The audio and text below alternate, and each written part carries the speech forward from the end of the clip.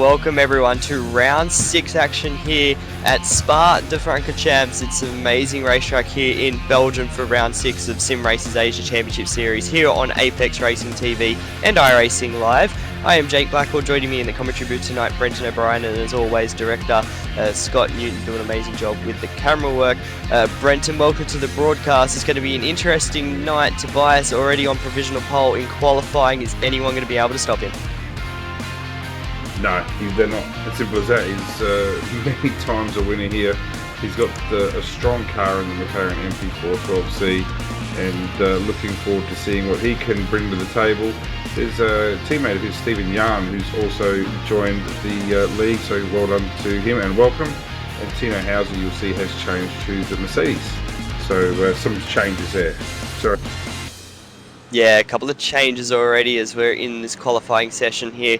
And at the moment, Tobias Cherney sitting on provisional pole, not by much though over Anthony Winkleman, but he hasn't come close to his practice time. And Tobias Cherney did a 17.6 in practice. He's only done 17.9 in qualifying, so obviously the pressure of qualifying getting to him at the moment. Colin Klopman sitting in his Mercedes, sitting in P number 3 with Lars Jeppesen and Tim Ryan rounding out the top 5 at the moment. And while we're at it, we'll go through our provisional championship standings at the moment after 5 rounds of the championship for Pro-Am. We have Paul Lonigan sitting in first, 197 points ahead of Adam Zinninger, who is not here tonight, so he will fall a little bit of the wayside in the championship race. Jason Benson third, Lars Jeppesen in 4th after his win last week. Anthony Winkleman in P number 5 with Michael Hammond in 6th, Tobias Cherney 7th, Colin Klopman 8th, Kevin Wang in 9th, and Hayden Burns rounding out the top 10. And when we come to the team championship, Laser Racing still have a commanding lead over Green Hornet Racing, Archipelago Racing, Madcow, and Evolution Racing Australia rounding out the top 5 there.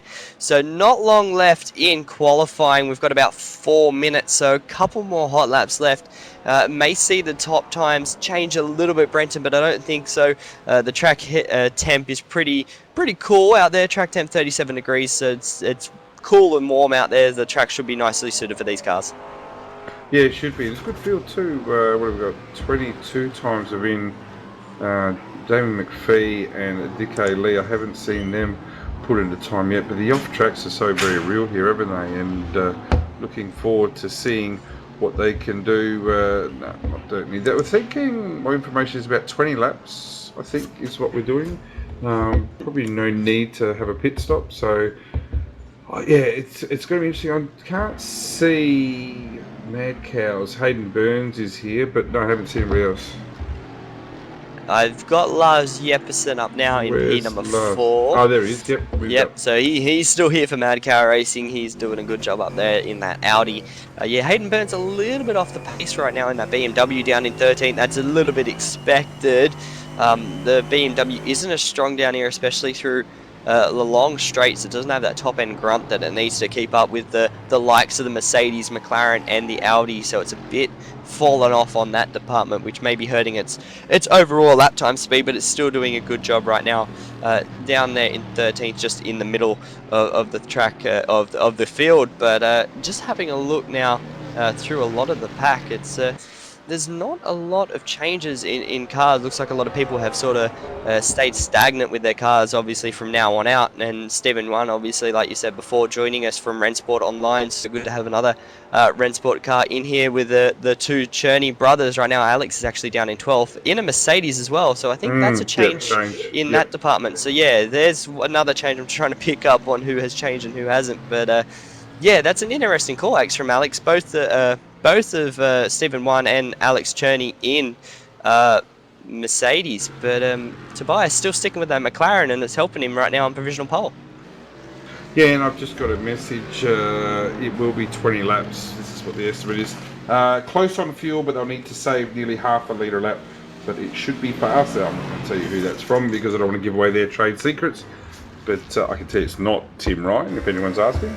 But yeah, it's Tobias Cherney is the master here, and I remember when the strength of field for Sim Races Asia was extremely strong. You had Marcus Lindemans, etc.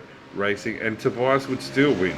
So he's going to be very, very good here, and he is the master at saving fuel.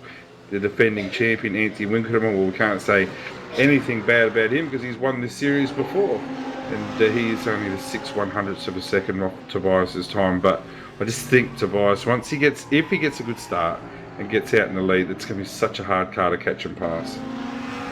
Yeah, I think if Tobias starts to run away, he'll be pretty hard to catch, especially in that McLaren. And like you were saying, that strategy, I've heard a lot of people have been talking about, that there could be an easier route to not stopping. You'll have about a 1.3 second gap. You'll be 1.32 seconds faster as an overall finish time if you do not make that stop. That, I think, will be a little bit bigger depending on traffic and that situation, especially when you come in and come out of that pit.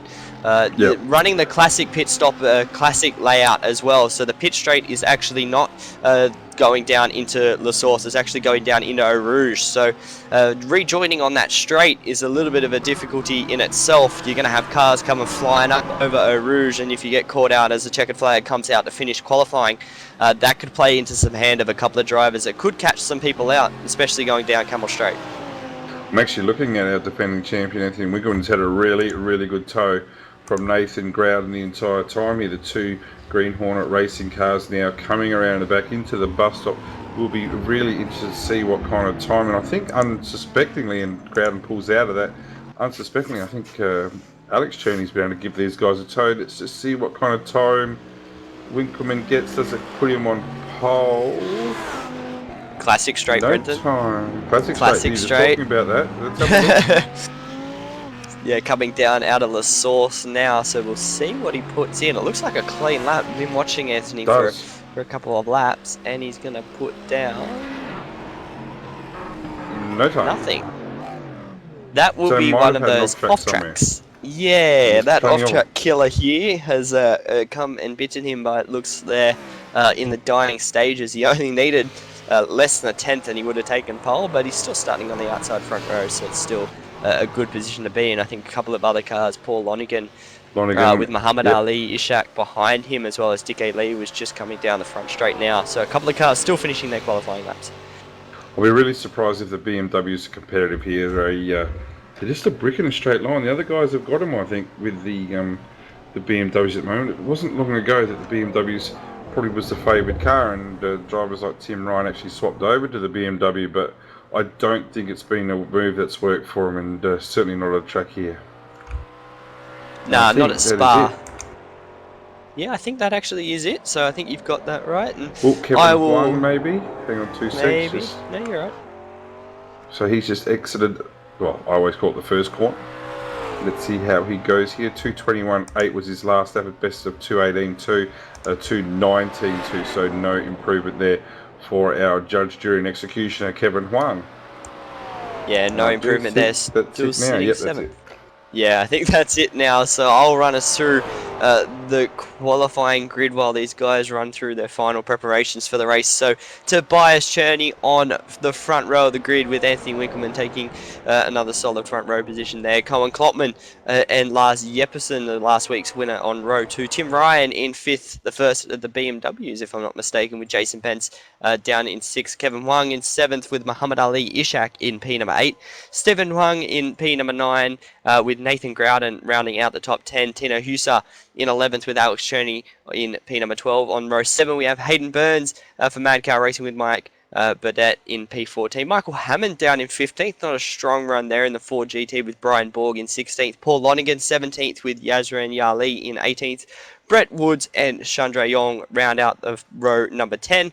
Row 11 we have Ahmed Nurazam in P21 with Paul Nelson in 22nd. Damien McPhee didn't set a lap time there. I've seen him having some troubles. And Dickie Lee, the final person on the 24 car grid.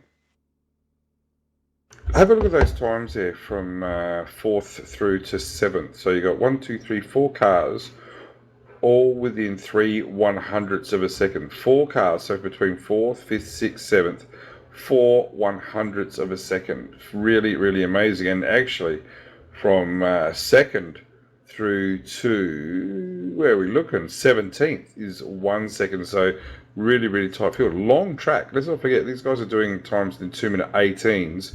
And we've got 1 second spreading 10, 11 cars. Yeah, that was just about to pick up on that. That's a massive spread of cars between this side of a field. So it's good to have that competitiveness over this long distance racetrack. It's definitely challenging. The off tracks may have caught some people out in that qualifying session. It's going to be interesting though going down into turn one. It's not La Source, it's Eau Rouge. So too wide. It's a rolling formation start. So going down into turn one, I think that's going to be a little bit troublesome for some guys. If a little bit of contact gets made, it could end their race early. They still have that quick repair if needed, but you don't want to roll around for 3 minutes on a lap trying to get the car home just to get that quick repair, because you'll be sitting in the pits for quite a while. Yeah, it will be. I've done a mistake I haven't done for about a year. I've actually entered this server as a driver, not as a viewer. So I qualified in 25th. Oops, sorry. Oh, well done. Thank you very much. So Brenton will be starting on the grid today. Down here will be our in-car commentator down in P number 24. I don't even know what car I'm in. Another one of those silly mistakes that we've all done before. But that's okay, Brenton. It's all right. You can give us that in-car commentary when we need it. Just having a look as the cars start to form up. Obviously, the short formation lap, so we won't be doing a full lap behind this pace car, which would be dreadful. It would take us about 10 years to get that one done. It's a long lap around here, especially under safety car. You don't want to be rolling around. The tyres will cool off. You want to get that temperature up as quickly as possible. Just having a look now at this formation lap. These cars are really going to be struggling just through Eau Rouge. I can't stress it enough. This too wide could be really chaotic. I don't know what's going to happen here, Brenton. I think it's going to be more chaos than not. They have to try and survive it, and I think that's really going to put it up. I was about to ask, who do you think is going to win it? But it's a matter of who survives Eau Rouge first. No. Tobias Cherney wins. It's, I've read this book before. I've seen it. I've watched the movie. Everything is exactly the same. Just some of the players are different. Yeah, I'm very, very confident that if Tobias has a clean race, he will win the race. He just loves this place. I reckon he goes to bed and thinks about Spa. So watch for him to have a fairly decent sized win. Yeah, I would put money on Tobias Cherney. He is one of the masters here at Spa, but I am not going to put it past Lars Jeppesen if he gets that Audi hooked up in this race to be able to challenge up front in that Mad Car Racing Audi. He does have some strong pace. He did win last week, so wouldn't be surprised if he has another strong run. But yeah, I think Tobias is going to be a little bit tougher to trump here at Spa. The pace car coming around La Source right now, a little bit of a gap for a lot of the cars, which is quite nice to see. Some people giving a little bit of room as they come down this short front straight, the classic circuit. Then already green flag is out, and we are racing here for round 6 at Spa, and already single file for the first two coming down into Eau Rouge. And actually Lars has let half the field by. He didn't want to get involved in anything there, and he's lost a lot of ground to most of the field, but it looks like everyone, as I say, everyone got through cleanly. There is a car in the background spinning in that Chandrillon. Yeah, that was very, very, wasn't even defensive, very passive by Lars, wasn't it? From fourth on the grid, and has already dropped a heap of positions, and it's not a hard race here to save fuel on. So that was really backdoored there, and obviously Adams Tinger's not racing tonight, and Lars is looking at a championship, there's no doubt about that. And that's what championship leaders and championship winners do. They look at the bigger picture. You don't have to win every battle to win the war. It's the final result. And at the moment, he's got himself a good start. Well, sorry, no, not a good start.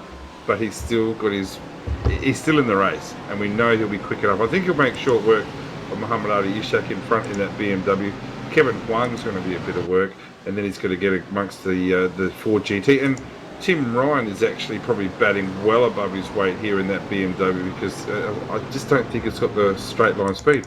Up at the front, though, we have forgotten that Anthony Winkelman has jumped away and actually got himself a lead for Green Hornet Racing in that Audi. Yeah, he did a good job. Jumped Tobias Cherney, got the move done, and he's now starting to pull away. An interesting factor as well, all 5 manufacturers in this race, one of Yeah. them represented in the top 5. So it's cool to see that this BOP balance of performance is working quite nicely. We have the Audi out in front, McLaren, Mercedes, the Beamer, and that Ford GT sitting in 5th from Jason Bent. So it's cool to see that's actually working this season. We didn't have the rough featuring as much last season, as actually Jason Bent has a look on Tim Ryan into the bus stop chicane down into the final part of this lap, and Tim Ryan actually got a good exit and has put a lot of pressure on Cohen Cotman. He could get the move done into La Source if he picks his marks, but he doesn't. So it's good to see that the good mix of manufacturers up the front. Let's just watch that BMW get eaten down the back straight, the Camille Straight. I don't think there's much of a chance it's going to be able to stay behind. Let's just see what kind of run it gets through Eau Rouge, and it's going to get a bit of a tow from the Mercedes in front, but that Ford GT, if it gets a decent run out with Jason Bent at the wheel, it's just going to monster. But he didn't get a good run out at all, and in fact now finds himself under attack from Kevin Huang. And in the meantime, I'm just going to reverse back everything. Tim Ryan did get a really good run out of Eau Rouge there, but he just doesn't have the horses. There is not enough horses under that bonnet. Oh, it's deep by Benz. That was very deep by Benz. It's optimistic. Yeah, that was. He was lucky to make that corner, actually. Kevin Wan got held up with his teammate behind him, Muhammad Ali Ishak. There's a car around in the background. I think that's Hammond. Yep, Hammond in the fence in the Ford. He hasn't had a good weekend, Mick Hammond. He had some dramas last night in the SDRT Enduro. I'm just going to have a look at that. Who's that with the car? 404 Mike Burdett. Actually, it's a new name to the series, I think. Oh, I don't think Mick's given him a lot of racing room there, to be fair. Mick, if you look at that replay, you'll probably have a look at that and might want to have that again. Yeah, I think there was a little bit of squeezing going on there that wasn't needed, and resulted in contact. And just having a look actually now up front, after that little incident, Tobias is closing in on Anthony Winkelman, and they have started to gap Cohen Cotman behind him. Yeah, Cohen's actually been a bit disappointing over the last few races, but let's see where they're at with fuel. I don't think we're saying that Tobias, needs to probably save half a litre a lap, and he'll do that easily. Alex has moved over to the Mercedes, so that's a bit of a surprise. They're not going to be able to collate their information, but the Audi has been really, really quick all week here in the BSS, the Sprint Series, the official series. Riley Preston has just jumped into the car over the week and just absolutely cleaned the field up more often than not. So, it's a strong bit of unit, the Audi, and with the hands of a good driver like Anthony Winkelman, well, you never know, it could hang on. Yeah, that's right. He didn't win season 1 for nothing, so it doesn't surprise me he's out in front and putting that challenge to Tobias Cherney. And just having a look through the field, there's some good battles going on just inside this top 10. Lars Jeppesen still hasn't made up any ground, though, sitting in P8, as I think there was Alex Cherney with Hayden Burns, these two guys down just on the outside of the top 10. Actually, who was that in front of them in an Audi? Nathan Groudon is around, and he got T-boned by his teammate up through Eau Rouge, and that is a big incident for 2 of the Green Hornet racing cars. Well, he's on his lid, and Groudon's day is done, because that's going to be a lengthy tow, and they get their fast repair, but he is absolutely toast. I'm going to have a look at that to see how that actually started. Did he just lose it by himself? Yes, he did. Yeah. So going through Eau Rouge, just got on the power. The Audi does this, doesn't it? You can't lose the rear of the Audi, because if you do, you will not get it back. Not the greatest of events there for Green Hornet Racing, but they've got enough cars that they'll still get chunky points out of the event, but that will be the end of the day for Groudon for sure. Yeah, and Lonigan was the one that nailed him and went skyward, so Lonigan will have a very damaged car. I think, he got towed as well. He got an automatic tow for going to the moon and back, so I don't think he will be having a good race easy. So the last car for Green Hornet is Anthony Winkelman out in front, still starting to pull away from Tobias, and Cohen Cotman is the rest of the field is pretty much single file in a nice tight pack. We got 3rd through to 5th here, pretty close. Tim Ryan with Jason Bents in that Ford GT still hanging on. Looks like that straight line speed. Let's see if this will be interesting. Going to do a Max Verstappen coming into Blanchemont. He's going to get it done. Miles for the they corner, get actually. there. So good move there from Benz. Can't help but think that Tim Ryan would have backed out of that, to be honest with you. That was very, very easy. I know the Ford GT is considerably faster in a straight line, but that was very, very easy. But yeah, Tim Ryan's probably thinking right now, save fuel, make it to the end. Well, very confident that's what he's thinking. Let's just see if he can keep up with that Ford GT though, because that is an absolute beast. And in the background, Lars Jepperson still hasn't made much ground, has to be said, and I thought he would have been monstering his way past the cars in front of him, but hasn't really made the gain that I thought. And what's he got? Muhammad Ali Ishak still in front of him in that BMW, so that is a surprise. Down in 8th place for Mr. Jepperson. Yeah, he hasn't made any ground, which is interesting. Just having a look, Tim Ryan got a really good exit through Eau Rouge, and he's having a look, and there's a McLaren right behind him, Kevin Huang, who is just going to use that engine horsepower to get down. Jason Benz is having a look on Colin Klopman. That was a little bit of a look more than a challenge. Lars Jefferson finally got the move done on Muhammad Ali Ishak, so a couple of positions getting done at the end of Camel Straight, and Tim Ryan definitely losing some ground through that top end speed of the BMW. It just doesn't seem to have that grunt. We all say it. It's just not as strong in a straight line. It's definitely starting to show here, as I think he gave a little tap there to Kevin Huang down through Rivage. Yeah, it's not going that well, is it, for Tim at the moment? He's just backed off, but Lars Jepperson, let's keep our eyes open for him in the car 023.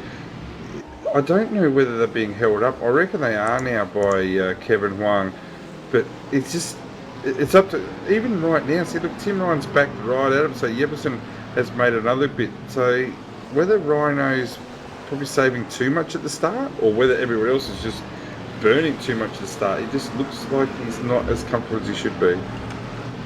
Yeah, he's not as comfortable as he should be, and he's actually losing ground. All that battling, they've lost ground to 3rd and 4th. Bentz looks like he's going to actually have a challenge here on Colin Klopman in that Ford GT. Look at the run he gets in that draft behind that Mercedes, and he is gone before they even reach Blancpain.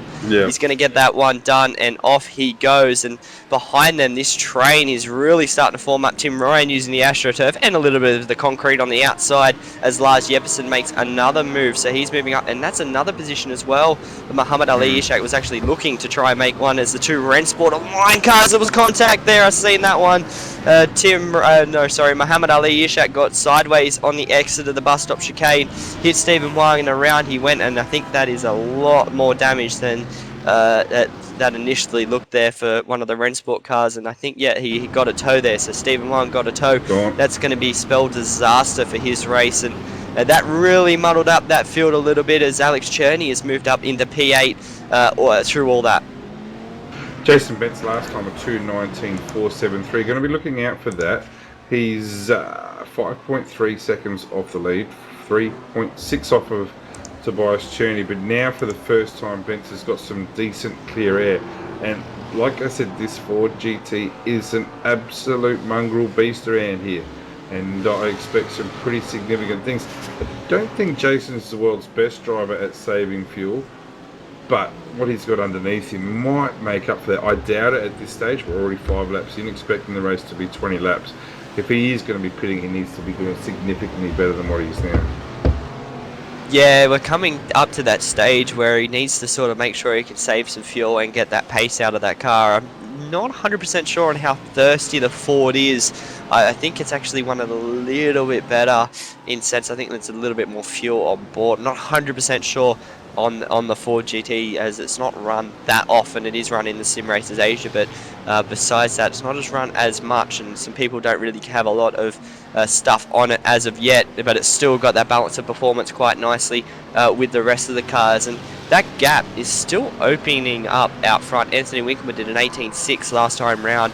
Tobias Cherney only did a 19.0, so it's 1.7 seconds out in front, and it's considerably opening at the moment. It's about 2.3 before they finish this lap. So that's interesting to note, that if Tobias is saving, he's doing a good job, or if Anthony Winkleman's saving as well, he's doing a marvellous job out in front. He's just pulling away, and we both didn't really pick him, even though he was last season's winner at the start of this race, but just looked like he's thrown that trump card and has been able to challenge with Tobias, who we thought may have been able to run away with it. No. Let's have a look at Tobias's practice time. 2:17.690. Let's look at his qualifying time. 2:17.9. And now let's look at his race pace. 2:19. That has fuel save written all over it. I look at, on the other hand, Anthony Winkleman's qualifying time. Sorry, practice time 2:18. Quality time 2:18. Race pace then 18.5. That's not as heavy fuel saving, and that's without the draft. True. You always manage to bring it up and find those little things, and that's one of the things that you're very knowledgeable in, Brenton, and it's good to see that you've picked up on that, because I definitely didn't notice that, yeah, Tobias is a fair way off his practice time. Yep. I brought that up at the start. He did a 17.6 in practice, which was quicker than his actual qualifying lap time, so 19.4, he's a little bit off the pace in comparison to what he should be running, and looking behind an 18.9 from Jason Bentz on his first sort of flying lap without traffic. So it just goes to show that someone is in a rhythm out in front, and he's in P number 2, and that's Tobias Cherney. He is definitely going to be running that fuel save strategy for this 20 laps as we are on lap number 6. And just having a look back here, this battle for P4, 5 and 6, we got a good battle. Lars Jeppesen finally making some moves. Cohen Klopman is in front of him, and he had a look there going down into turn 12, wasn't close enough to get it done, and in front of them is Kevin Huang, who has picked up P number 4 from Colin Klopman, so he's doing a good job there in that McLaren, just holding on, trying to get these positions as much as he could. Started in 7th, and he's up into P number 4 at the moment, and they've just started to drop Tim Ryan off as well. Pretty sure that Cohen did this at Phillip Island as well, sprinted really hard early, and then in the middle laps pegged back trying to save a bit of fuel. Don't be surprised if he's just not going to be doing a stop either. And I'm very confident already that Lars Jeppesen is not planning on pitting. That was a very, very passive start, so don't think there's a chance in heck that he's thinking of pitting. Yeah, I don't think he's going to be one of those ones to come in and lose that time. Another car actually that's gained some time is that Mad Cow Racing car of Hayden Burns. He's up in P number 8. It's interesting to see that he didn't have that qualifying pace, that overall lap time in that BMW, which obviously could be the straight line speed and everything, but his race pace is certainly on par with some of these front guys, and he's managing to carve his way through. But we'll sit on board right now with Lars Jeppesen coming up through Eau Rouge. I think he's going to be having a look down into, after the Kemmel Straight, down into Lacombe. He's got a great run through Eau Rouge, the draft. Let's see whether that actually helps him, and it does. He's got a massive run on that Mercedes. He's going to move to the inside, and I think he's going to make that one nice and easy, and he's got it done. Colin Klopman didn't fight him that much for that position, and Tim Ryan is slowly closing in a little bit through them battling, but that's another position for Lars that he's gained. It moves him up into P5, and they've already lost touch with Kevin Huang in front of them, so it's a little bit stagnant out in front, and got a good couple of battles on the way through the field, but they're starting to spread out, getting into their rhythm, getting their strategy sorted out for the end, Brenton. Well, 20 laps we think, and we're on lap 7 now. If they do pit, they're not going to... Hayden Burns in the fence. Burns in the fence. Sorry to interrupt you, Brenton. Hayden Burns coming out of no-name corner, got the rear loose, and he smacked the fence hard. That car is day done, and I think he will not be making it out after that one.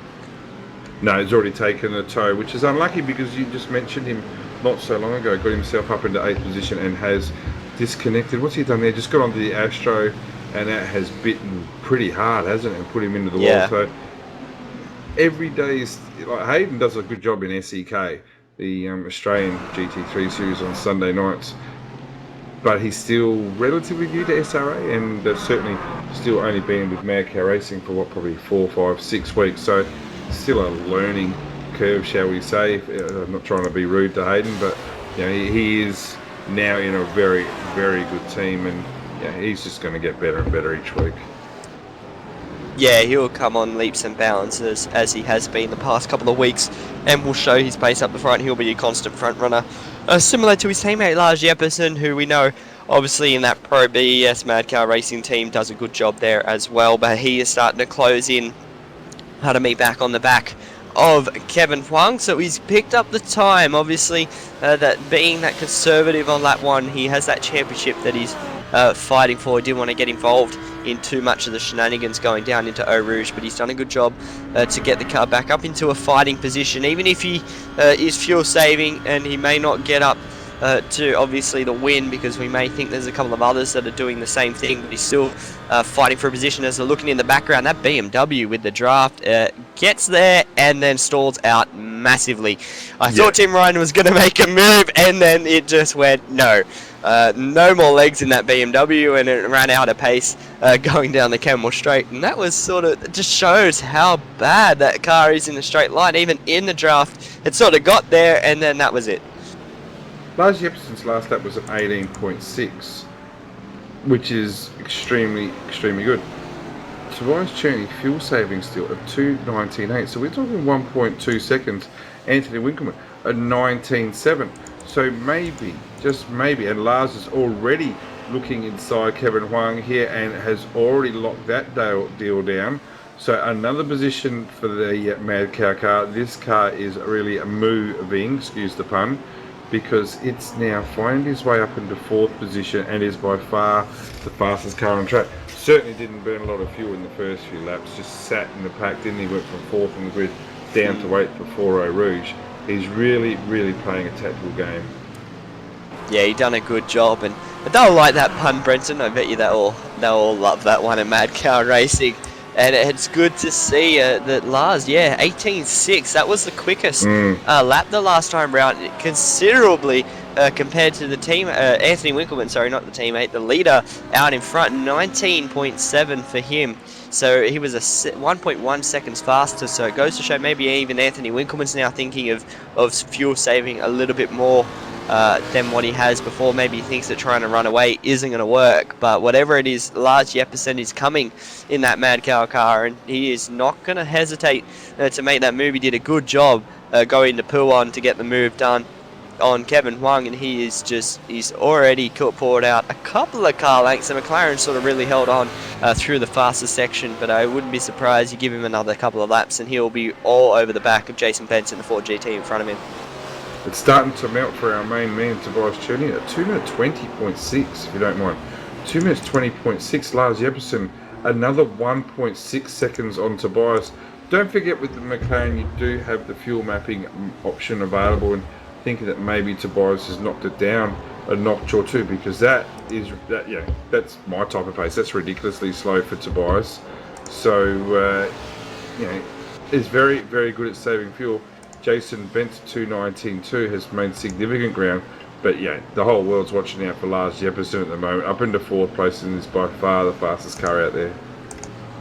Yeah, he is moving quite quickly. He's already pulled down that gap. It's now 1.8 to Jason Bent in front, so he is trying as hard as he can to close that gap down. But even Jason Bent, with those slower lap times that Tobias Cherney is running at the moment in that fuel saving mode, Jason Bent is definitely coming in a hurry, and I don't think he'll want to sit behind him for too long. Obviously, he has his own race, he has his own strategy that he's trying to work out, but if he's going long, he obviously doesn't want to get stuck behind someone who's fuel saving, because then it'll burn his strategy of him coming in and getting a little top up of fuel, which will be around a 27-second stop. That's the window we're thinking about for a pit stop strategy if they are to do it. That's in out with a full with about 8-10 litres that they will need. So he's already all over the back of that McLaren of Tobias Cherney.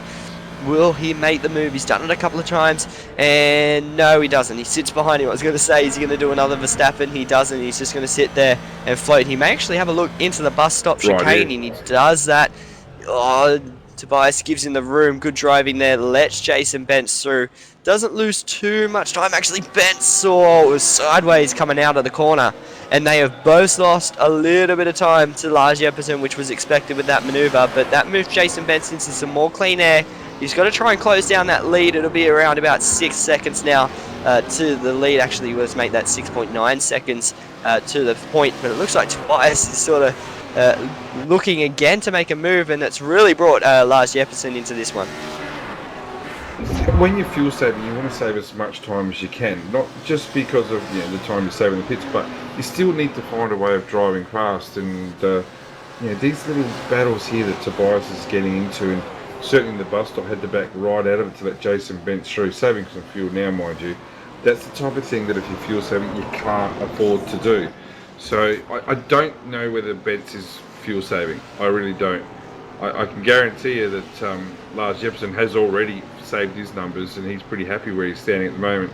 Kevin Huang behind, still don't know about him. I would probably think he's probably getting a bit thirsty as well. So that's what I love about this season. It's not just stop, go, away. You know what I mean? There's actually a bit of thinking into it. Who's the ones that are fuel saving? Is up front? Is Anthony Winkelmann saving? Is he going hard? Is he going to come back to the field later, or is he going to pit? Yeah, it has been an amazing season. That little bit of a strategy change that they've done for this season has really brought the racing to that another level. It was sort of missing that.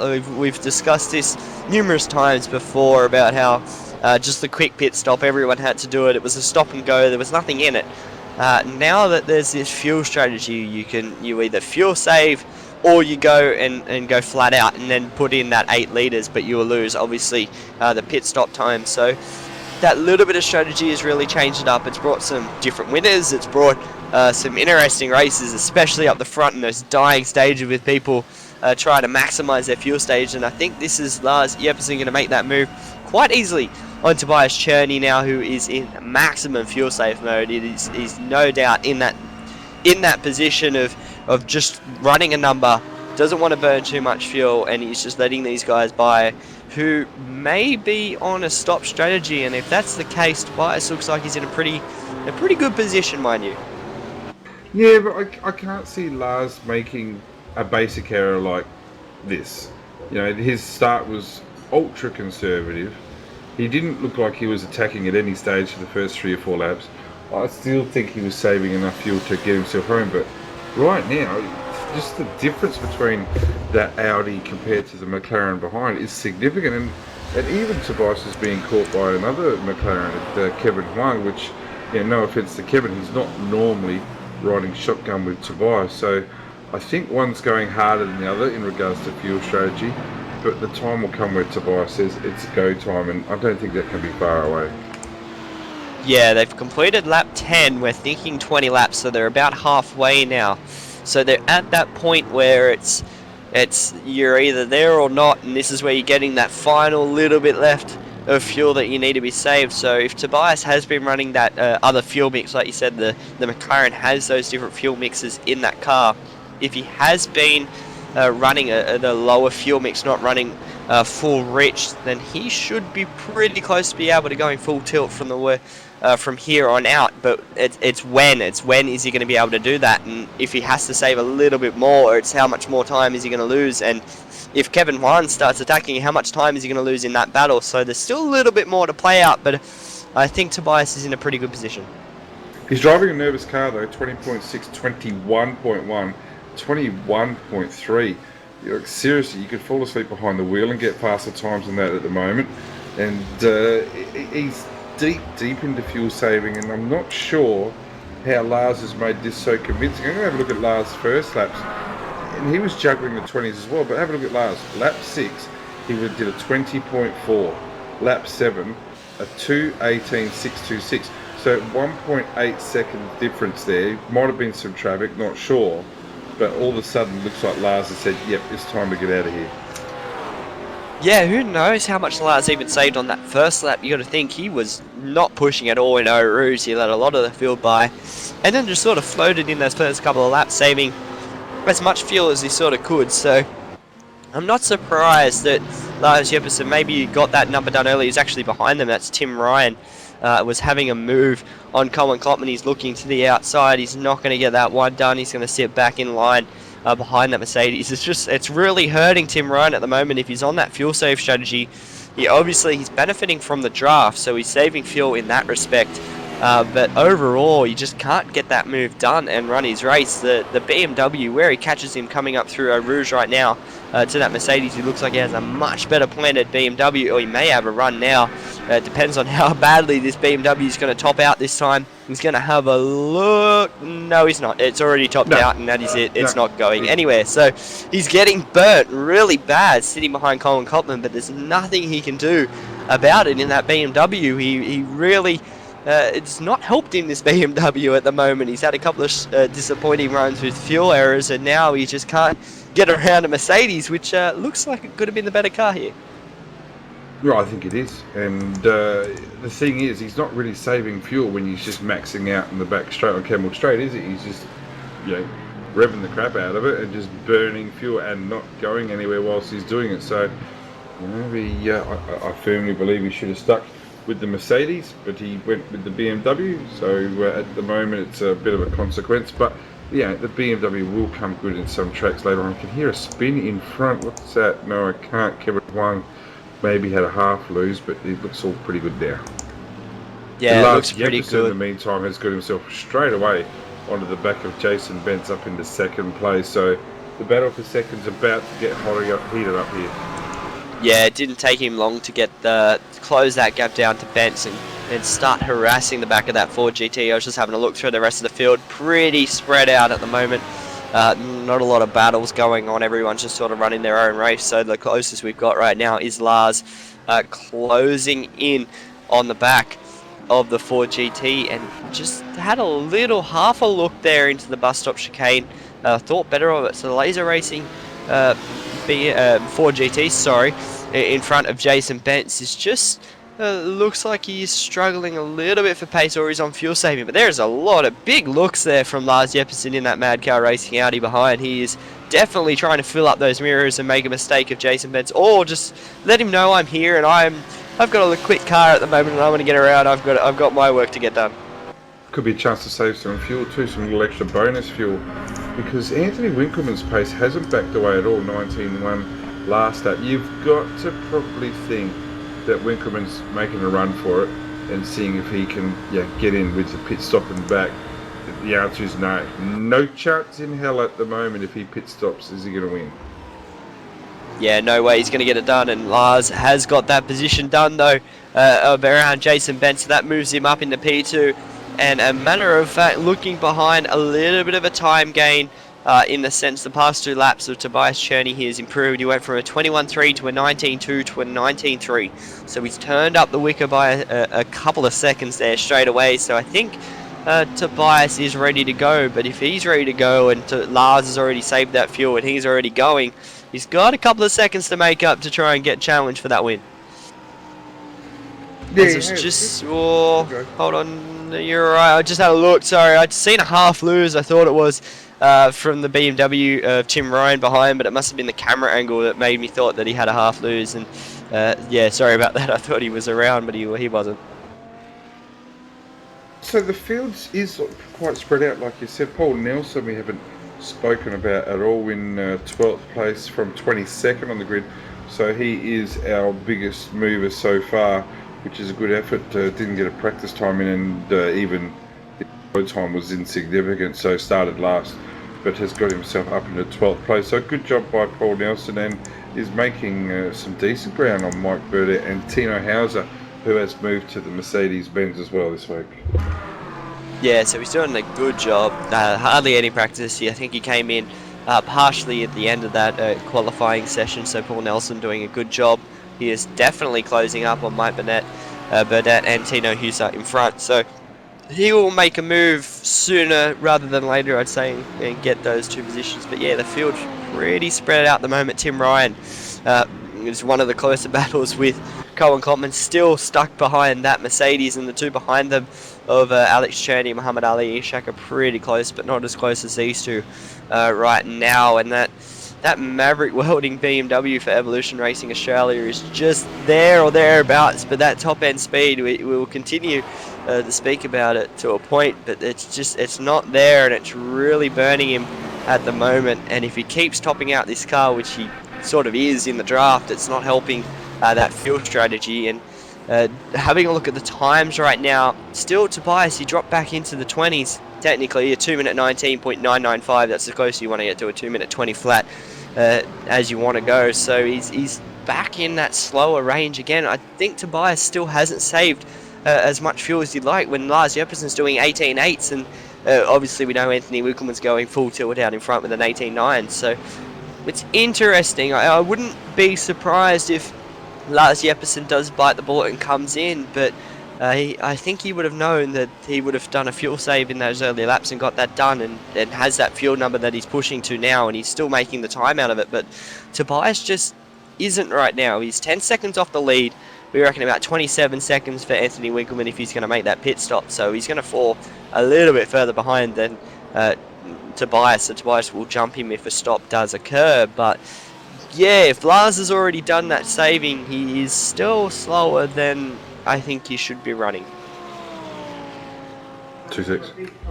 All good. So yeah, I'm trumped at the moment at what Tobias is thinking, whether that strategy call is right at the moment. And Jason Bentz has started to drop off the pace a little bit, second slower than his fastest that last time round, which could be the tyre life around here. It is a tough circuit on tyres. It's not one of the easiest ones here. A lot of the fast flowing sections where you're leaning on that tyre carcass, getting a lot of wear and a lot of heat build up. So that's another interesting thing to take into it, actually, that could be burning up Tobias Cherney. The McLarens are not as good on their tyres as a lot of the other cars, so that could be another position where he is starting to struggle and having a look behind. I don't know whether Tim Ryan in that BMW is close enough. He's just there or thereabouts, can't get it done. To have a look on Colin Klopman going into La Source, having a look behind as well. This little battle pack's starting to heat up. Tino Husa with Mike Burdett and Paul Nelson, that's starting to close up. Mercedes and 2 BMWs behind, so that's really starting to close up just inside the top 10 and on the outside 11 and 12. Wouldn't be surprised if there was a little bit of a time loss Tino Husa the last time round, which will put him under pressure from Mike Burdett. But I don't think if Mike gets a good run through a Rouge, I don't think he has, so he might not be able to get a good run going into the Com, but he's just not getting that draft toe that he'd like, and he's gonna fall short of trying to have it. Or not, he's gonna throw it down the inside. Big time. That was a move that was sort of half thought of after the fact of whether he should have done it or not, and he backed out of it. He did a good job to get out of that one, but here comes Paul Nelson. He's gonna have a good run. He's gonna try and get this one done down into Rovage, and he's gonna get a little bit of the rear loose. We've seen that. That's the trait of that Audi. That rear just sometimes wants to get sideways, but he did a good job and moved himself up into P11 from that 22nd starting position. Very experienced driver in the GT3 and SRA series is Paul Nelson. Been with us a long time, and it's just good to see that week in, week out he can support the series and do a pretty good job. It hasn't really shone this year, and he'll tell you that himself. Probably hasn't had the amount of practice that he would usually get, but has worked himself up here. He's just outside the top 10 now. It's coming up to pit stop time, isn't it? We're on lap 15. Yeah. Probably thinking 5-6 laps to go. Someone is going to blink. They are not all going to make it.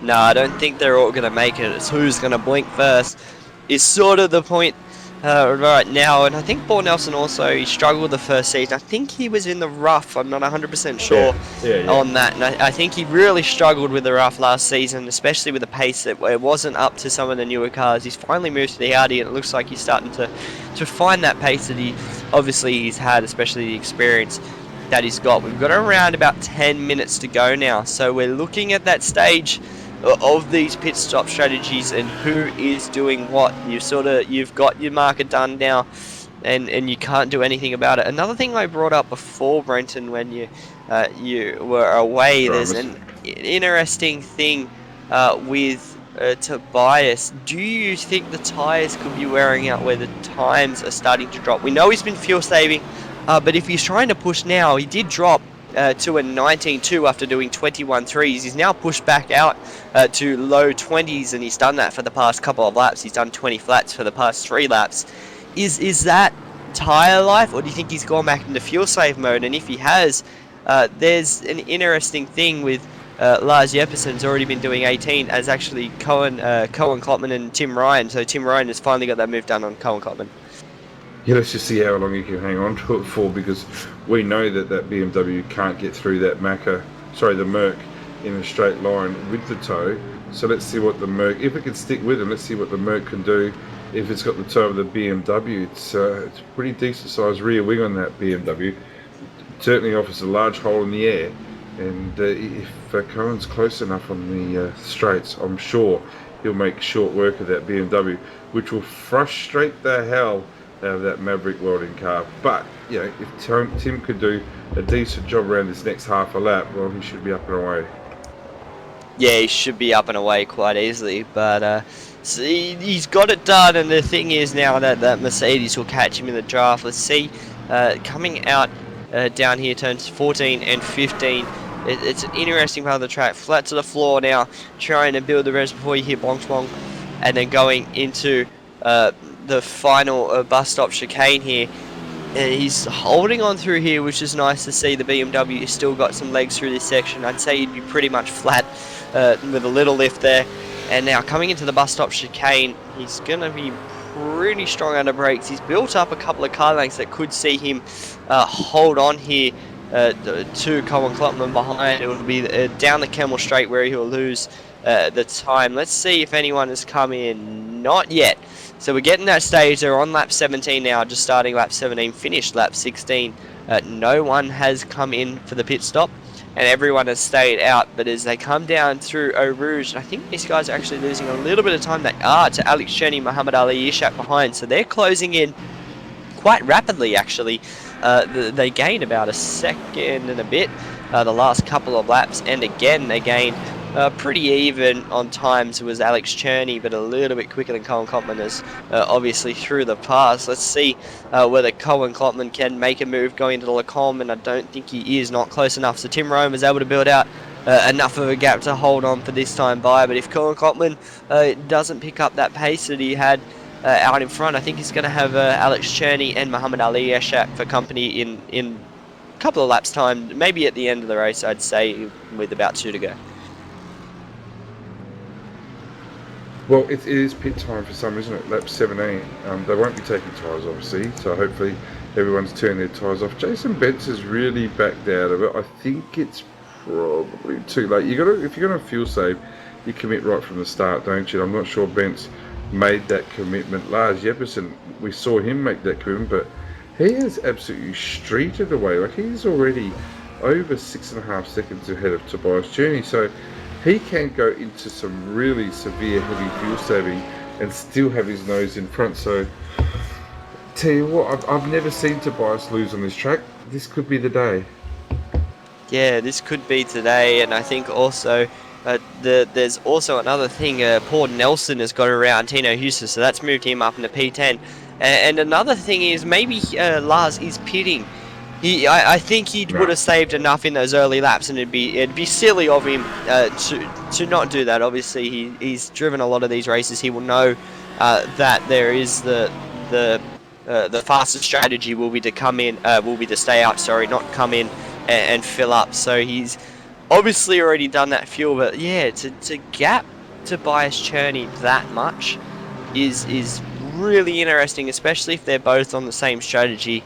Lars Jeppesen has definitely started to show something, and he was a couple of tenths quicker last time round compared to the leader, so he is closing that gap. It's now down to 6.1 seconds, so he's there or thereabouts. But if Anthony Winkelman is coming in, he's going to fall a long way back. He's going to fall to around about P number 9. So that won't be a good call if Anthony Winkelman is pitting, which it looks like he has. He's been pretty fast from the word go, and he hasn't really started to slow down much at all in time wise. So if Anthony Winkelman does pit, he's going to fall a long way out of this race. Well, he will, but don't forget there might be some others at pit as well. So like, he went from the get-go, didn't he? He took the lead early from second on the grid and absolutely hammered that Audi, and got himself into a suitably decent lead. Now, he hasn't been caught at all by Lars Jeppesen. Lars has done a good job. We saw the start he had down into 8th position from 4th grid with absolutely no resistance whatsoever. So, whether it's all about the fall down around him, Jason Bentz is another one. That's what I love about this series is right now, everything we've done up to now is just setting up. It's like a slow game of chess. We're setting it up, bang, checkmate, she's all over. Well, let's just see who's in check at the moment.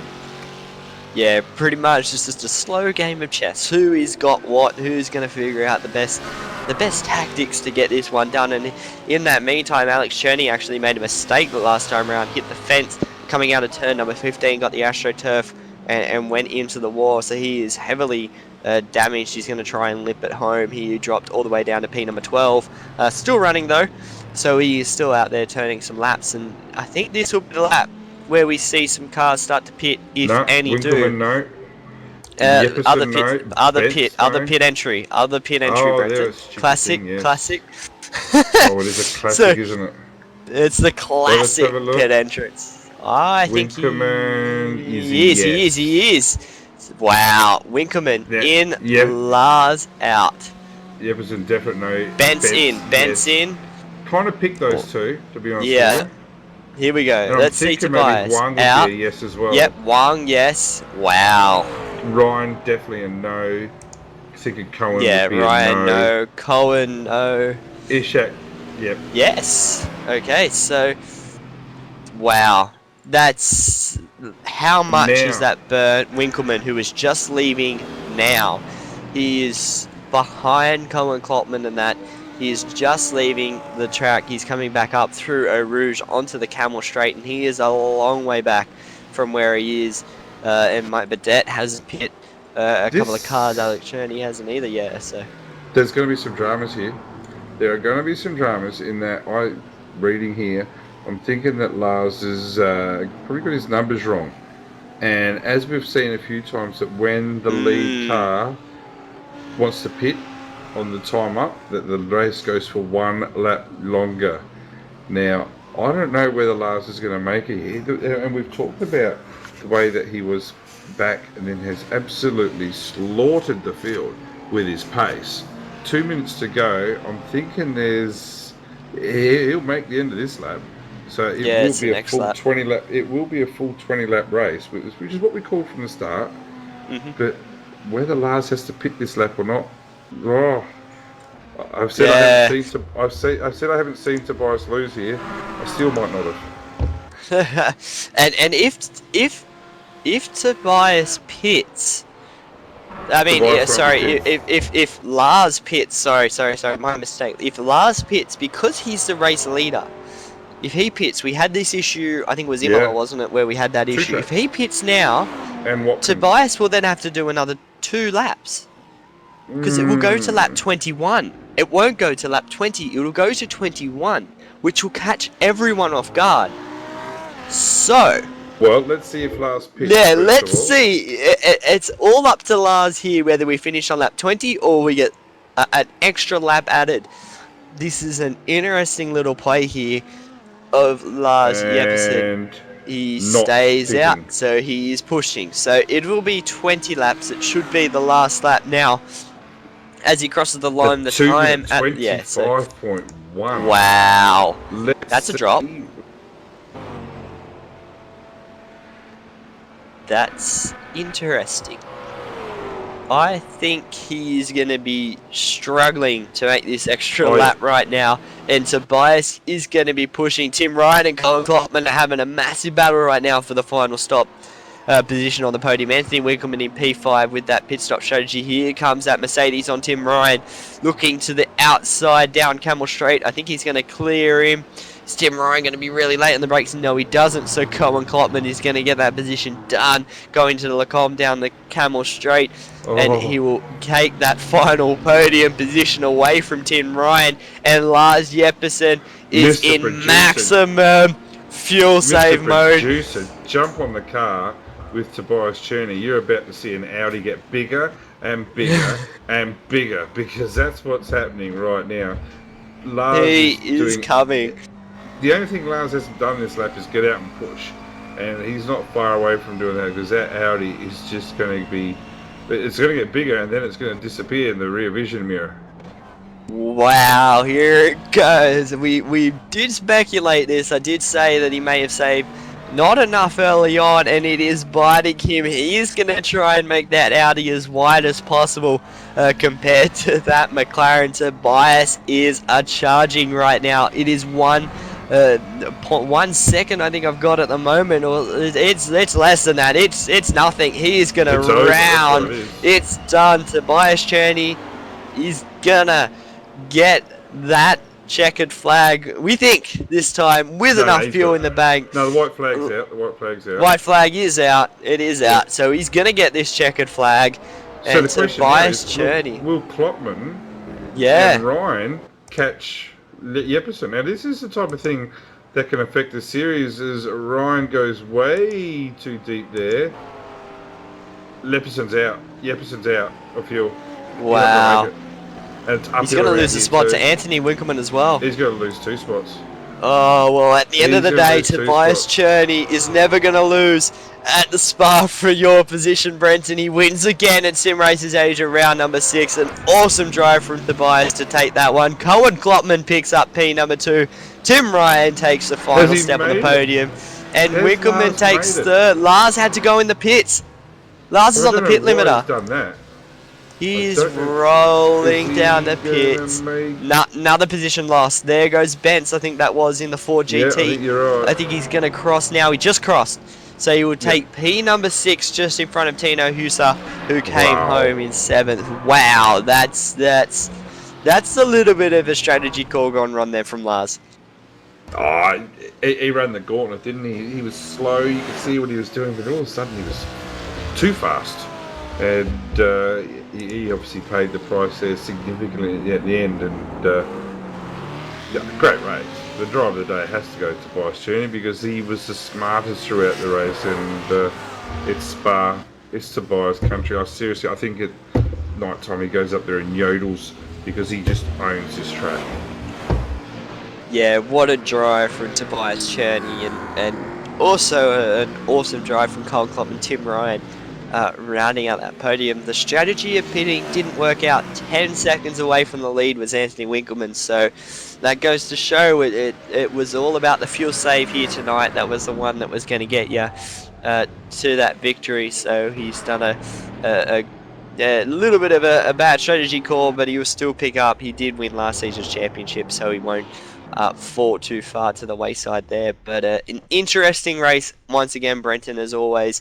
And I have to also choose my driver of the day, and I am going to also give it to Tobias Cherney, that drive to be able to do what he does every week. And he just did a marvellous drive here tonight. I think he was a little bit under the pump in the sense that he had some traffic to work through, and he knew what he was doing, but it sort of caught everyone else off guard that he did an awesome job. He knew what he was doing. It definitely called Lars out with not saving in that sense, and it hurt Lars at the end, but another awesome drive from Tobias.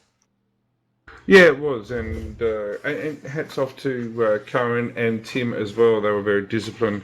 It's always a hard thing seeing cars drive off in the distance, and all you're doing is looking at a number, but it certainly paid off. And Anthony Winkelman got within 2 seconds of Tim Ryan there at the end, but the not the faster car did the job, the smarter car did the job. So well done to them. Yeah, well done to them, and we'll run through the results here from round 6 of Sim Races Ages at Spa. Tobias Cherney taking a marvellous victory here. First in practice, first in quali, first in the race, hat-trick out in front. Cohen Klopman P2 and Tim Ryan rounding out the podium. Anthony Winkelman in 4th with Jason Bence in 5th. Lars Jeppesen running out of fuel and that last lap coming home in 6th, trundling down pit lane. Tino Husa 7th with Kevin Huang in 8th. Alex Cherney in 9th and Muhammad Ali Ishak rounding out the top 10. Michael Hammond was able to stay out on track and finish in 11th. Mike Burdett in 12th. Yazran Yali 13th with Ahmed Nurazam in 14th. Chandra Yong 15th. Brett Woods in 16th. And Paul Nelson in 17th, rounding out the finishes. The rest of the cars, Dick A. Lee 1 lap down. The rest of the cars had troubles. Nathan Grouden, Hayden Burns, Damien McPhee, Stephen Young, Paul Lonigan and Brian Borg rounding out the 24 cars. So that was another brilliant race as always, Brenton, and I think we may have some guys to talk to, but that Before you can't we do, yep. Just looking at the difference here in these results, Tobias Cherney, race winner, had 1 incident. Cohen Klopman had 26 incidents. Who else? Muhammad Ali Ishak had 28 incidents. one of our drivers had 68 incidents, and at no stage had a time recorded throughout that race. So, not sure what will happen there. On that, Nate, joke, I've got to love you and leave you. I'll let you go for the rest of it, but well done. And where are we off to next week? Next week, I stand Put by. you on I the did spot, have it didn't I? up. Yep, I have it here. Give me a second. We are at Canadian Tire Motorsports Oh, Park, so Motorsports. Motorsport. Love Awesome that track. racetrack. Yeah, great track. I've got to keep moving, so I'll let you guys go, but I'll have a chat with you later on. Cool. Thank you once again, Cheers, Brenton, for boss. joining me in the broadcast booth. And I will bring up our race winner here today, Tobias Cherney. And a marvellous victory here today. Tobias, well done on what was a tremendous effort to be able to get that car home. You had some battles there, a couple of cars passing you and making it a little bit interesting for you with that fuel safe number, but you managed to get it home and take a wonderful victory. Yeah, hey Jake. Hello Scotty in the background. Yeah, it was an interesting race again. I was not sure. I haven't decided the strategy from the start. I tried to follow Anthony there because he got the power so fast, pushed out fast lap times, and I was like, what exactly is he doing? Should I try to follow, stick my nose to his rear and keep out pushing fast lap times, or should I save? I was not sure, and but yeah, I saved a bit, and that was enough to lose his draft. And basically, then I had I switched over to saving fuel, and that's why where um, Jason and Lars caught back up to me. And up to that point, I knew that Lars was saving fuel because he was holding back for quite a while, and then he suddenly started to blow past the other cars, and he also caught up to me after I let Jason pass, and he drove. He passed me and drove away in the distance, and I was like, oh, I think I did something wrong again, because I mean, I thought that he had saved enough. If he's going like this, if he's going forward like this, he should have saved enough. I thought. I was it nearly drove me crazy that I couldn't keep up with him, because I was like, how the hell did he save so much fuel in the beginning and is now able to push these lap times? And I was really on the edge. The car, first misfiring came basically before crossing the line then, but after La Sueur, so it was fine. And yeah, basically we rolled out after Rouge. And it was a crazy feeling going to the last lap. I saw that Lars also had dropped 2-3 seconds in the previous lap, so in the lap 19. And I was like, ooh, I'm not sure if he has enough. And yeah, I couldn't believe that he's dropping another 30 seconds. I think he lost tons of time. I didn't expect that, to be honest. I also thought that Jason, once he got caught up to me and got past, that he had saved enough in the beginning, but I was sure that Anthony had to pit, but the others, I did not expect them to do so, and yeah, so I'm very happy about that win again.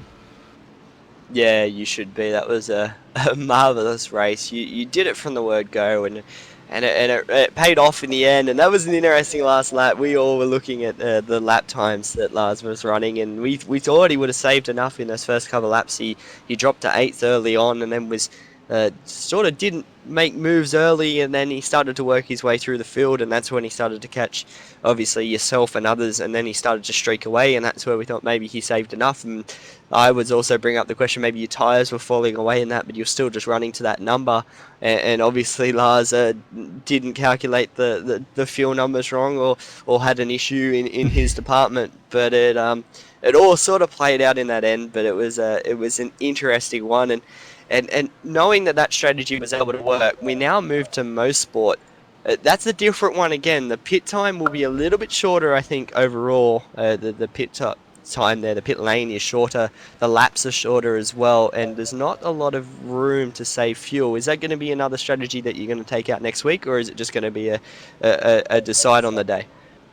Well, I think I hope the raw fuel burn per kilometer is less at Motorsport, because there are a lot of floating corners where you don't have to destroy so much kinetic energy by the brakes, and you can keep a roll a bit more. One thing that also comes into play when doing the fuel saving is that you put way less stress on the tires, so they don't drop off that massively. Even though if I'm looking at my tires right now, I have a tread remaining left front of 86%. That's quite okay, I think, for 45 minutes. But yeah, Mosport is a completely different story for me as well. It also helped me, the fuel saving here at Spa helped me to get around Blanchimont and Eau Rouge, because if you really go full attack there, it's very easy to lose the McLaren there, and it kind of helps if you just lift off before Blanchimont and just cruise through there, knowing you could give away 10Ks, but it's not worth to go full speed and throw it away a couple of laps later. And Mosport has a lot of these floating corners. I was really struggling there last season. In quality, the car is fine, but it's very difficult to keep up the pace with the other cars. It will be, I guess it will also be easier, in general, be easier to save a bit of fuel, take a bit of case out of the fast floating corners, and just be safer around there, keep the tires alive, and manage to bring it home. But on the other hand, Mosport is also, I think it will be way more laps. We are around a minute faster there. This also sometimes help you. I mean, Spa 20 laps. Look at my raw fuel burn and see, oh, I need to save half a liter per lap. If you can distribute this number over more laps, it's easier. When at Mosport, I could imagine it's like save 0.2 of a liter. It's easier to get this done. Yeah, it will be a little bit easier next week, I think, with that strategy, but it's all going to be up in the air. As per usual, the Sim Racers Asia Series has done that for this entire season. It's been a marvellous season to be a part of it. Holy mo! I'm just looking at the incidents. Yeah, I was just about to come to that. I was just about to say that. You had one which is absolutely amazing around Spa. To have that one incident for 45 minutes is amazing. We'll, looking through some others, there's a couple of others I think that may not finish where they finished, if you get my drift there. But anyway, that's another topic for another day. I think that will be one for Kevin Huang and Mark Lang to have a look at there. But once again, marvellous job, Tobias, on a well-deserved victory here at Spa today for round 6 of Sim Racers Asia. Anyone you'd like to thank before we let you go? Yeah, I want to thank first Mark for running the series week in, week out. He's doing a fantastic job there, holding the guys together, and comes up with new ideas every season, like the forced pit stops last season, where was a stop and go and brought up some strategy, and now the fuel saving stuff. I know it's not favored to everybody, but once in a while it's creating interesting races, even though also the race could have been very different and also great if everybody had enough fuel and we were battling like crazy. But I hope also that the fuel saving brings down or calms down a few drivers, so they are not racing too hard, too aggressive, and in general that we have more people finishing the races. So, and second, I want to thank you guys for setting up the broadcast, and third, I want to thank my teammates. We brought in Stefan today. He did his first race here with the AMG Mercedes. Unfortunately, had some troubles being a bit further back than he expected to qualify. And I have to look at Tino. Had a good result in 7th, and Alex in 9th, also finishing top 10. Good effort for both. And yeah, we are trying to build up some more drivers for our team to compete in the series, because if you look at the team standings, we are too far down, I have to say. Oh, well, it'll be good to have more Rennsport Online cars. Always love that livery. It's always a striking one. So well done once again on the victory, Tobias, and hopefully you can have another strong result next week. Yeah, we'll try. See you there. Goodbye. Thank you. So that was Tobias Cheney, our race winner, and we'll move to our second place finisher on the podium here today, Cohen Klopman. Cohen, well done on getting that P2. I think it was a bit unexpected to yourself with Lars running out of fuel, but an awesome strategy. The fuel saving strategy worked and was able to get you a well-deserved podium. Yeah, indeed. I was a bit surprised Lars was making it so far. I expected him to pit early, but he didn't, and it was kind of a surprise catching him on the last lap, like, oh hey, I think you're supposed behind me, but he wasn't, so that's quite a good job to Lars also for making it so far into the race. And of course Tobias for taking a win. I mean, he was just taking off at the start, and I thought like, well, I think he's going for the stop strategy, but he didn't again. Just in Road Atlanta, I think 2 weeks ago, he also didn't pit. So yeah, it was quite a fun race. Yeah, it was a good race. You had an awesome battle for the entire race with Tim Wright, and the BMW was behind you for, I think, most of the race. I think your mirrors may have BMW grill just embedded in it now for that entire run. He just, every time Tim would get up to you on the straights, just couldn't have nothing for you with the top end speed of that BMW. But you guys were able to keep it close for the entire race, and you got the move done as well, passing him back on that last lap to take that second position. The story was he was just fuel saving behind me. He was not trying to pass me because he knew he needed to fuel save more than me, because the BMW has a smaller tank, which he just said to me. So yeah, that's the story. Oh, well, it was a good race anyway. You guys had a good battle. It's all right. So yeah. And I was just able to pass him in the last lap because I turned my engine up. So yep. Oh, well, that's always the case. Turning the engine up will help with a little bit of speed. So it was a good race all around for you guys, getting that podium position in P2. And next week we head now to Canadian Tire Motorsport Park Motorsport.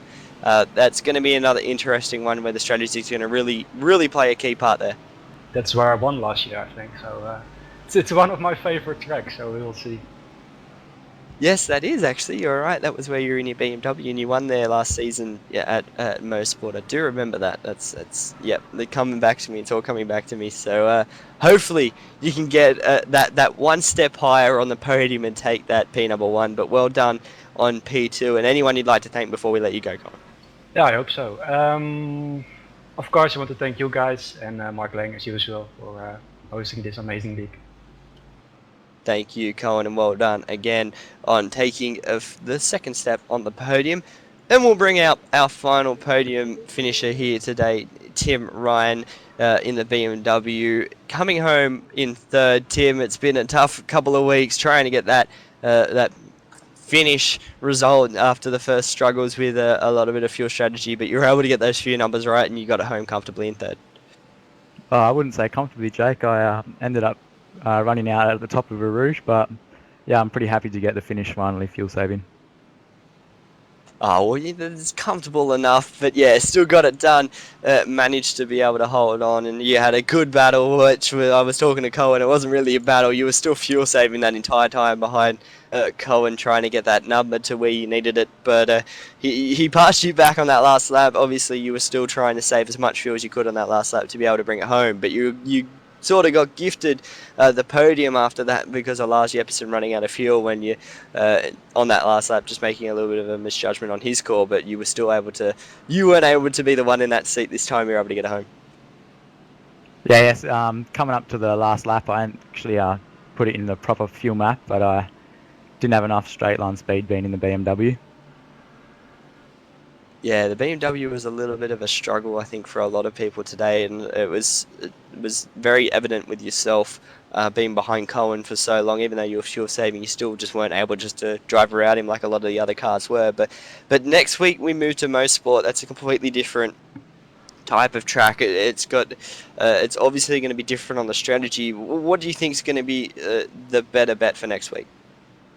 Well, I actually haven't had a look at the fuel numbers for Motorsport, but it should suit the BMW a little bit better. It's just going to be, again, hard to pass. And hopefully this time next week I don't spend half the qualifying session in the wrong fuel map. Oh, well, that's all right. At least you had some fuel strategy play in your practice session, getting some laps under your belt. But that's all good, and hopefully you'll be able to put it on the podium next week. So at Motorsport Park. But once again, well done, Tim, on taking that podium position. Anyone you'd like to thank before we let you go? Yeah, I'd like to thank all the boys at Evolution Racing Australia and our wonderful sponsors, MS Limited Edition, Maverick Welding, GTI, MPMS Simulations, and last but not least, Logitech. Thank you very much, everyone. Thank you, Tim, and well done there on taking out that final position on the podium. And I think that will wrap us up here for round 6 of the Sim Racers Asia Championship here at Spa-de-Francorchamps. It has been an amazing race. And just shows how well this season of Sim Racers Asia is coming on leaps and bounds, and the strategy is ever changing. Once again, Tobias Cherney with the victory here, and next week we head to Motorsport, Canadian Tire Motorsport Park, so that'll be another interesting race, and we hope to see you there. I am Jake Blackhall. Once again, thank you to Scott Newton for doing all the amazing work on the cameras, and Brenton O'Brien for joining me as well in the commentary booth, and we hope to see you next week. Goodbye.